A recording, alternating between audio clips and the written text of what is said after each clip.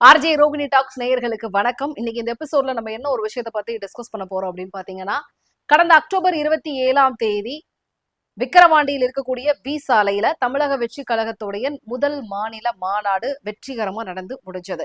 மாநாட்டுக்கு முன்பாகவே தமிழக வெற்றி கழகம் என்னென்ன ஏற்பாடுகள்லாம் செஞ்சிருந்தாங்க, மாநாட்டுல என்ன நடந்துச்சு, மாநாட்டுக்கு பின்னாடி அதுல என்ன நிறை குறைகள் இருந்தது, இந்த மாதிரியா ஒரு ஃபுல் எபிசோடா வந்து நம்ம நிறைய விஷயங்கள் இதுக்கு முன்னாடி நம்ம சேனல்ல போஸ்ட் பண்ணியிருக்கோம். ஸோ ஒரு மாத காலமாகவே வந்து ரொம்ப சைலண்டா இருந்த மாதிரி இருந்தது விஜயோட தரப்புல இருந்து. ஏன்னா மாநாட்டுக்கு பிறகு நிறைய பதிலடிகள் அவங்க வந்து சொல்றதுக்கான ஒரு சூழல் தான் இருந்தது. என்னன்னா நேரடியா வந்து திமுக பிஜேபி இந்த மாதிரியான பெரிய கட்சிகளை விமர்சனம் பண்ணதுனால நிறைய பேருடைய ஒரு எதிர்ப்புகளை வந்து சம்பாதிச்சிருந்தாங்க அப்படின்னு சொல்லணும். குறிப்பா சோசியல் மீடியாவில் டிவிகேவை வந்து ரொம்ப கரை வைத்து தாக்குதல் நடத்தப்பட்டது. அதாவது எப்படி வந்து இவ்வளவு பெரிய கட்சிகளை வந்து நீங்க கொஞ்சம் கூட இது இல்லாம நீங்க சொல்லலாம், உங்களோட அரசியலுக்கு நீங்க பயன்படுத்தலாம் அப்படிங்கிற மாதிரி காரசாரமான விமர்சனங்கள் வந்துட்டு தான் இருந்தது. அதை எதுக்குமே வந்து தமிழக வெற்றி கழகத்தின் சார்பாக பெருசா வந்து அலட்டிக்கலை அப்படின்னு தான் சொன்னாங்க. அதே மாதிரி நான் ஆல்ரெடி சொல்லியிருந்தேன், கட்சியை சேர்ந்த நிர்வாகிகளுக்கு இந்த டிவி நிகழ்ச்சிகள் விவாதங்கள்ல கலந்து கொள்வதற்கு வந்து நோ சொல்லியிருந்தாங்க. ஒருவேளை அப்படி வந்து அப்ரோச் வந்திருந்தது அப்படின்னா கட்சி நிர்வாக கூட்டத்துல வந்து ஒரு கலந்து ஆலோசித்து அதன் பிறகு பொதுச் செயலாளருடைய அனுமதி பெற்றுதான் வந்து விவாத நிகழ்ச்சிகளையும் கலந்துக்கணும் தாவேகா சார்பா அப்படிங்கிற மாதிரியான விஷயங்கள்லாம் போட்டு வச்சிருந்தாங்கல்ல.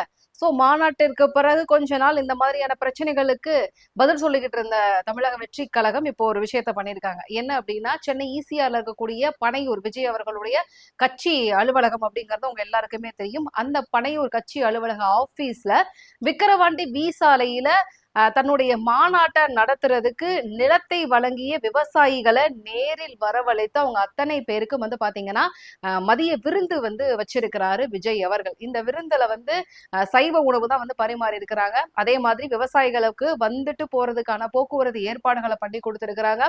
அத்தனை பேரையும் வந்து அரங்கத்தில் வந்து உட்கார வைத்து அத்தனை பேர் கூடயும் விஜய் அவர்கள் போட்டோ எடுத்திருக்கிறாரு.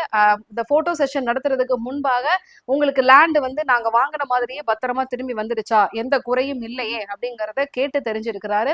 ஒவ்வொருத்தருக்கு வந்து நன்றி சொல்லியிருக்கிறாரு. ஏன்னா உங்களால் மட்டும்தான் அப்படி ஒரு மாநாடு சாத்தியப்பட்டது. நான் கேட்ட உடனே புதுசா வந்து கட்சி ஆரம்பிச்சிருக்கோம், எங்களுடைய மாநாடு முதல் மாநாடு, இந்த மாதிரியான பல விஷயங்கள் உங்க மனசுக்குள்ள ஓடி இருக்கும். பட் ஆனா அதுக்கும் நீங்க கவலைப்படாம எதை பத்தியும் பயப்படாம என்னை நம்பி நிலத்தை கொடுத்ததற்கு நன்றி அப்படிங்கிற ஒரு விஷயத்தெல்லாம் சொல்லிட்டு அவங்களுக்கு வந்து போட்டோ செஷன் வச்சு போட்டோ எடுத்து ஒரு சின்ன டிஸ்கஷன் முடிஞ்சதுக்கு பிறகு லஞ்ச் ஹால்ல வந்து அவங்க எல்லாருக்கும் வந்து வகை வகையா சைவ உணவு விருந்து வந்து பரிமாறி இருக்கிறாங்க. இந்த விருந்து முடிந்ததுக்கு பிறகு அத்தனை பேரும் அவங்களுடைய இடத்திற்கு, அதாவது விக்கிரவாண்டிக்கு கிளம்புவதற்கான ஏற்பாடுகளும் செய்யப்பட்டிருக்கு. ஸோ இதுதான் வந்து இன்னைக்கு ஹார்ட் ஆஃப் த நியூஸ் அப்படின்னு சொல்லலாம் தமிழக வெற்றி கழகம் சார்பாக. நான் ஒரு விஷயத்த வந்து ஆல்ரெடி நம்மளோட வீடியோல வந்து சொல்லியிருந்தேன்.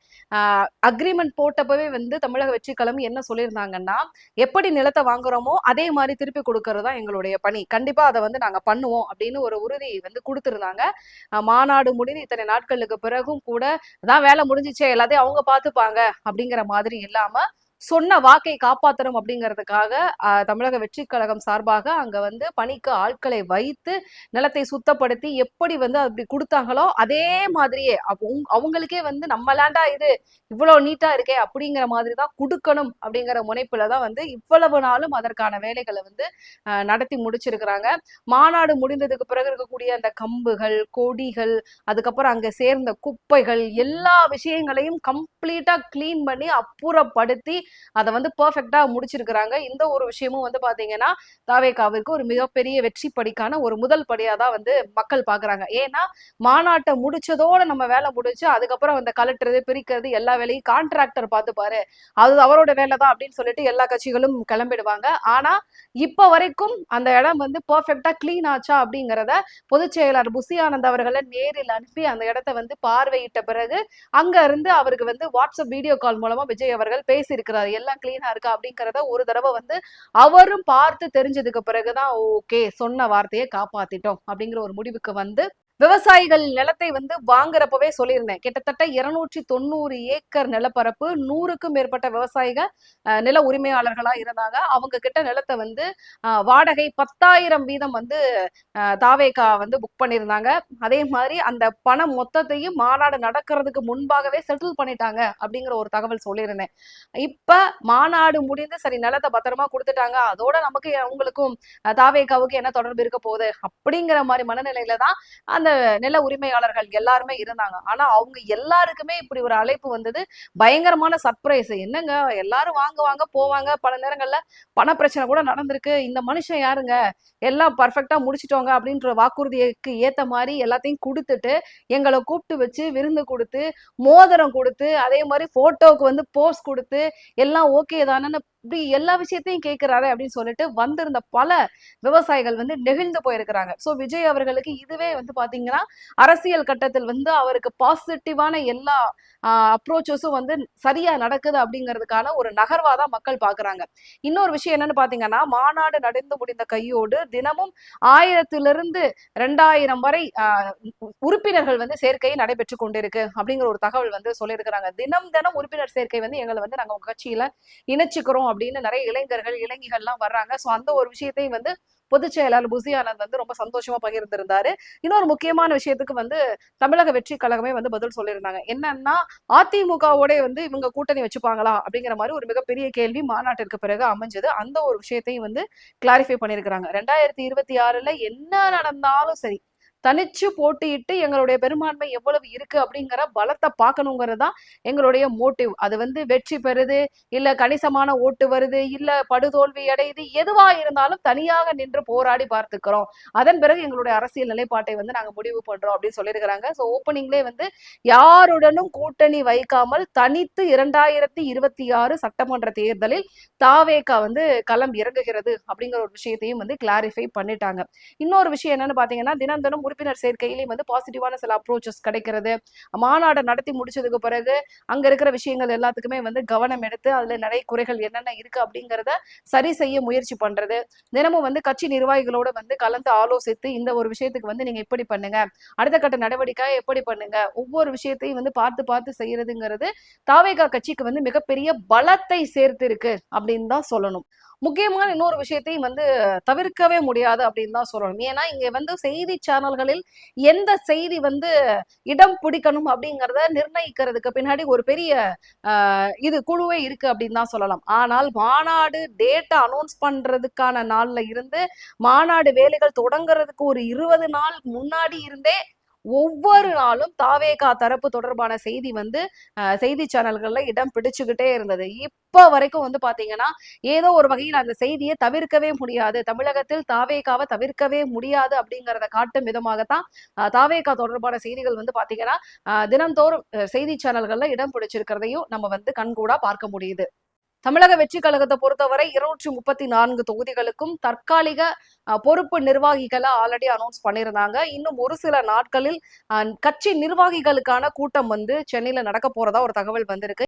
இந்த கட்சி நிர்வாக கூட்டத்துல தற்காலிக பொறுப்பு கொடுத்த பொறுப்பாளர்களுக்கு நிரந்தர பொறுப்பு கொடுப்பதற்கான யோசனைகளையும் தமிழக வெற்றி கழகம் இருக்கு. சோ அந்த ஒரு கூட்டமும் இன்னும் கொஞ்ச நாளா நடக்க போகுது. இது இல்லாம விஜயை சுற்றி ஒரு பெரிய விஷயங்கள் நடந்துகிட்டு இருக்கு. என்ன அப்படின்னு பாத்தீங்கன்னா ஒரு பக்கம் ஹச் வினோத்தோட இயக்கத்தில் விஜய் நடிக்கக்கூடிய 69வது படத்தோட ஷூட்டிங்ல பிஸியா இருக்கிறாரு. அது இல்லாம 2026 சட்டமன்ற தேர்தலுக்கு வந்து பாத்தீங்கன்னா ரொம்ப குறைந்த அளவு மாதங்கள் 14-15 மாதங்கள் தான் இருக்குது. எப்படி வந்து களத்தில் இறங்கி களப்பணி செய்யாமலேயே இவர் ஷூட்டிங்லேயே பிஸியா இருந்துகிட்டு எப்படி வந்து தேர்தலில் வின் பண்ணணும்னு நினைப்பாரு அப்படிங்கிற ஒரு விமர்சனம் மீண்டும் மீண்டும் வந்துகிட்டு இருக்கு. ஸோ இது எல்லாற்றையும் தவிர்ப்பதற்காகத்தான் இந்த ஹச் வினோத்தோடைய அந்த படத்தோடைய ஷூட்டிங்கை வித்தின் 2-3 மந்த்ஸ்க்குள்ள பிளான் பண்ண மாதிரி முடிச்சுட்டு 2025வது வருஷத்துடைய தொடக்கத்தில் இருந்தே முழு நேர அரசியல் பணியில் ஈடுபடுவதற்கு விஜய் அவர்கள் திட்டமிட்டு இருக்கிறதாகவும் ஒரு தகவல் வந்திருக்கு.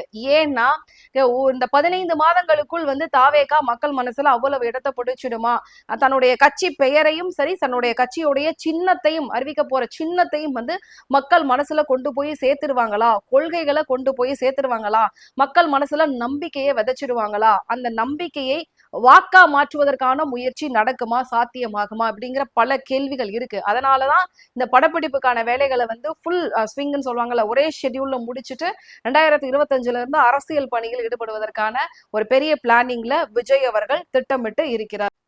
ஆல்ரைட், இந்த வீடியோல நான் சொல்ல வந்த விஷயம் என்ன அப்படின்னு பாத்தீங்கன்னா, மாநாட்டிற்கு நிலத்தை கொடுத்த விவசாயிகளுக்கு தனிப்பட்ட முறையில் சென்னை பனையூர்ல இருக்கக்கூடிய தன்னுடைய கட்சி அலுவலகத்திற்கு அழைத்து அவங்க எல்லாரும் கூட வந்து போட்டோஸ் எடுத்ததுக்கு பிறகு அவங்களுக்கு லஞ்ச் வந்து ப்ரொவைட் பண்ணி விஜய் அவர்கள் வந்து கொடுத்திருக்கிறாரு.